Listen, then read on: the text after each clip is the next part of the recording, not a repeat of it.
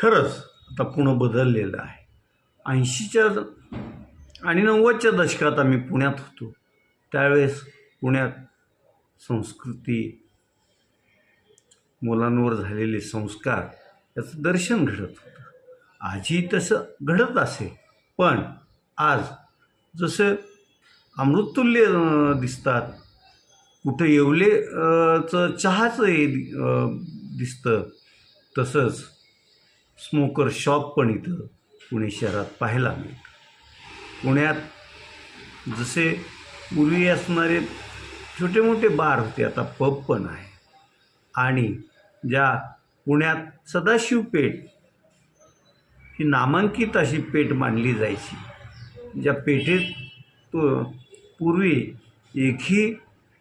एखादं चुकून नॉनव्हेजचं हॉटेल असेल, आता त्या सदाशिव पेठेत मोजता येणार नाहीत एवढी नॉनव्हेजची दुकानं, खानावळी आहेत, बिर्याणी शॉप आहेत. तर असं हे पुणे बदललेलं आहे.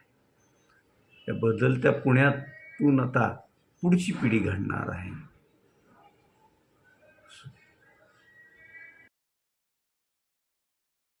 पुणे आता फार वाढलं आहे. पुण्यातलंही वाघोली उपनगर, वाघोली उपनगराच्या जिथं जैन स्कूल आहे, त्या स्कूलचं म्हणजे बकवरी फाट्याचा हा चौक, इथं सकाळी 7च्या दरम्यान ही अशी तुफान गर्दी असते.